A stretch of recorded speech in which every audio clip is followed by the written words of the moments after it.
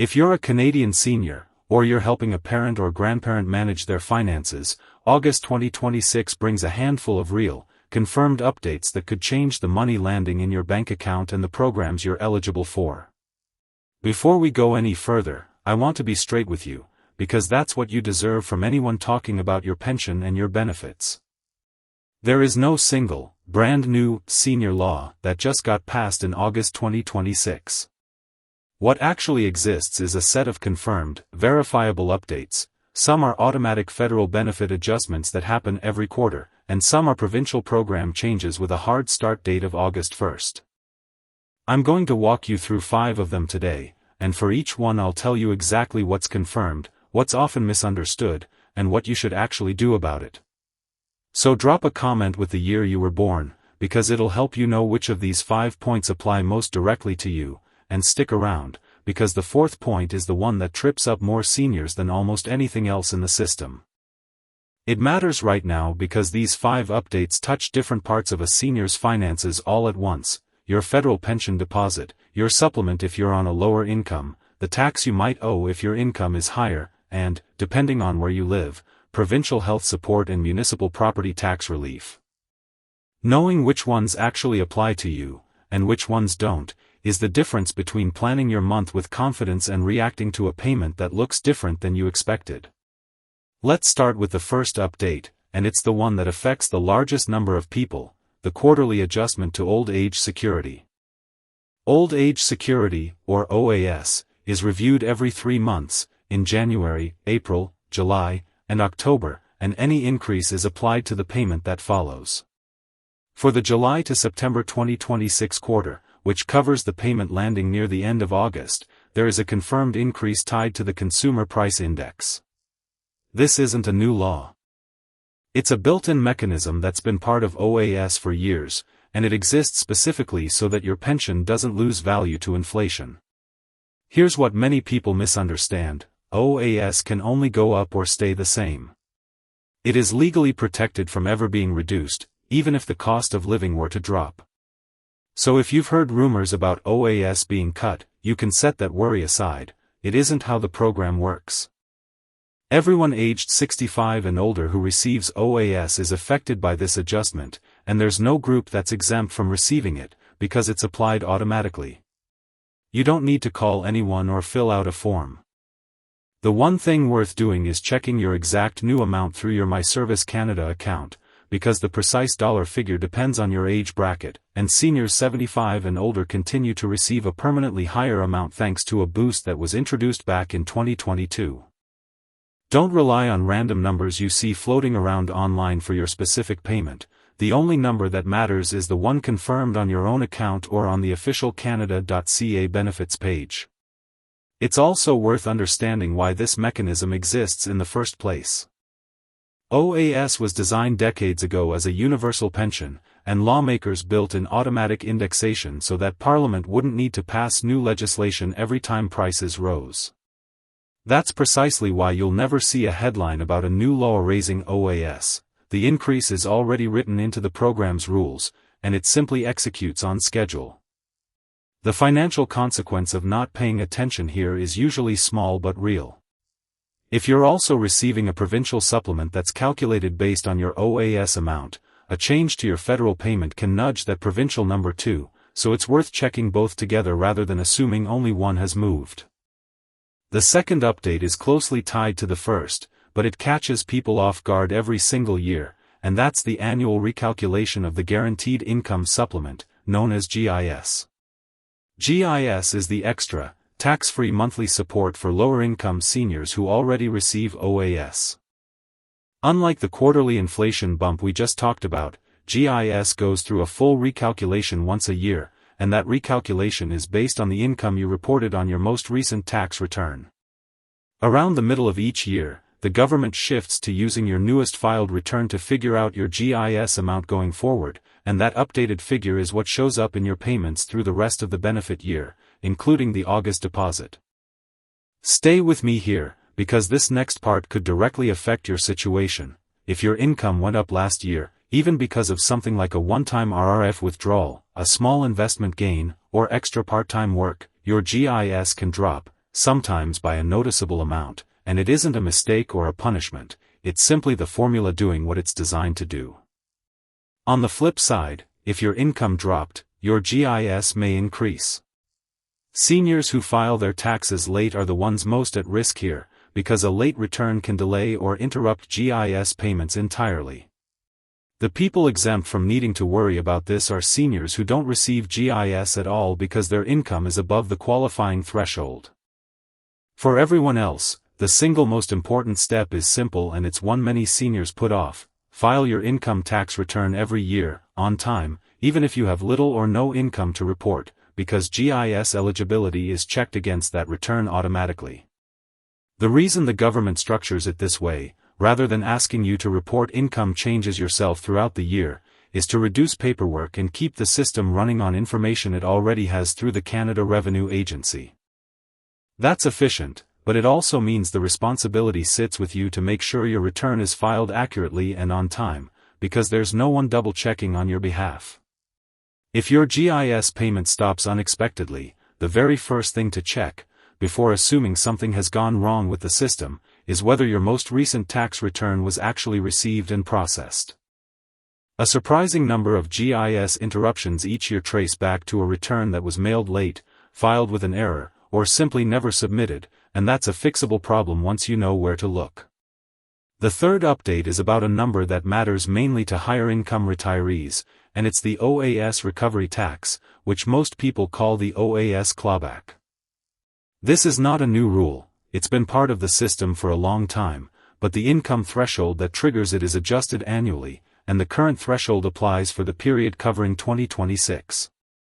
Here's how it works in plain terms: if your individual net income goes above a certain level, the government starts reducing your OAS payments, and if your income climbs high enough, your OAS can be reduced to zero.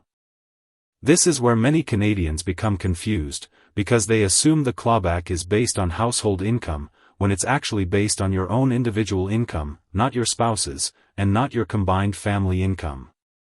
Seniors whose net income stays below the threshold are completely exempt from this and will never see a reduction. If you're close to the line, and this often catches people who take a large RRF withdrawal, sell an investment property, or receive a lump sum in a given year, the practical step is to talk with a tax professional or use the Canada Revenue Agency's own tools before year-end to see whether spreading out a withdrawal or income event across more than 1 year could keep you under the threshold. The consequence of ignoring this isn't just a smaller payment. If your income was underestimated during the year, you could also owe money back at tax time, so it's worth checking your projected income partway through the year rather than being surprised in the spring. The recovery tax exists for a straightforward policy reason. OAS is funded from general tax revenue rather than from contributions you made while working, and the government's position is that very high-income retirees don't need the same level of universal support as everyone else. Whether you agree with that reasoning or not, the mechanism is real, it's confirmed, and it applies every single year, not just in 2026. What trips people up most isn't the rule itself, it's timing. Because the clawback is calculated on your income for the year, a decision made in November about withdrawing extra money from an RRF can affect a payment more than a year later, so this isn't something to think about only at tax time. It's worth a quick check whenever you're planning a larger withdrawal or sale. Now for the fourth update, and this is the one I mentioned earlier that tends to confuse people the most, because it's not federal, it's provincial, and it only applies depending on where you live. In Ontario specifically, 2 senior support programs are aligning their income eligibility limits on August 1, 2026, the Ontario Seniors Dental Care Program and the Ontario Drug Benefits Seniors Co-Payment Program. What's changing is that both programs are moving to use the same income cutoff, which is meant to simplify things so a senior doesn't qualify for one program but get confused about why they don't qualify for the other. Before we move on, there's one important detail you need to know. This change is specific to Ontario. If you live in British Columbia, Alberta, Quebec, or anywhere else in the country, your provincial seniors drug and dental programs run on entirely different rules, different income limits, and different application processes, so don't assume this particular update applies to you just because you heard it mentioned. Seniors already enrolled and having their income verified automatically through the Canada Revenue Agency generally don't need to reapply, and those already receiving support through the Ontario Disability Support Program, Ontario Works, long-term care, or professional home care already have their co-payments reduced and don't need to apply to this program at all. The people who do need to pay attention are Ontario seniors who are near the income cutoff line and haven't checked their status recently, because the aligned limits could either newly qualify you or, in some cases, change what you're required to pay out of pocket. The practical step is straightforward. If you're in Ontario, check the current income limits on the province's seniors' dental and drug benefit pages directly, because those are the only place the exact dollar thresholds are kept up to date. The province has explained that aligning the two programs is meant to reduce exactly the kind of confusion that leads seniors to miss out on coverage they actually qualify for, since previously a senior could be eligible for help with prescription costs but not dental costs, or the reverse, simply because the two programs used different income tests. That inconsistency is what's being fixed. If you're an Ontario senior and you've been told in the past that you didn't qualify for one of these programs, it may be worth checking again after August 1st, because the aligned limit could put you on the right side of the line even if you weren't before. The fifth update is smaller in scale but genuinely useful if it applies to you, and it's about local, low-income property tax relief and deferral programs for seniors. Many municipalities across Canada run their own versions of these programs, and several have application windows or benefit years that open or reset around this time of year. As an example, some municipalities allow qualifying low-income seniors to defer a portion of their current year property taxes, meaning the amount owed is postponed rather than cancelled, and it typically becomes payable later, often when the property is sold or transferred. Many people misunderstand this rule, so let's clear it up. Deferral is not the same as forgiveness. The taxes are still owed eventually, so if you're planning around this, you need to understand it as a cash flow tool for today, not as money that disappears.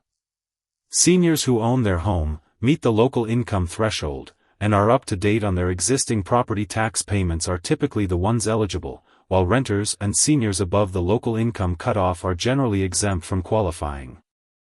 Because these programs are run at the municipal level, the deadlines, the paperwork, and the income limits are different in every city and town, so the only reliable step here is to contact your own municipal property tax office directly and ask what's currently available where you live, because a program in one city may not exist at all in the next one over.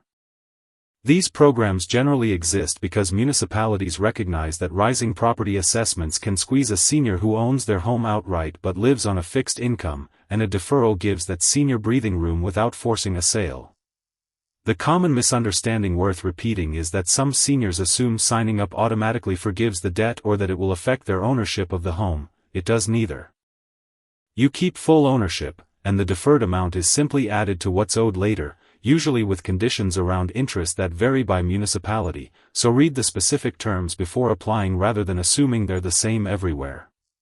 So let's bring this together.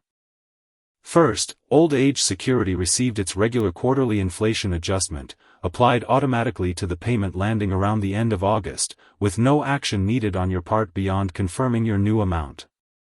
Second, the Guaranteed Income Supplement goes through its yearly recalculation based on your latest tax return, which means filing your taxes on time is one of the most important things you can do to protect that income. Third, the OAS recovery tax threshold for 2026 continues to apply based on your individual income, not your household income, and higher income seniors close to that line should plan ahead. Fourth, Ontario is aligning income limits across its seniors' dental care and seniors' co-payment programs on August 1st, and that change is specific to Ontario, not the rest of the country. And fifth, various municipalities run their own property tax deferral and relief programs for low-income senior homeowners, with rules that differ from one community to the next.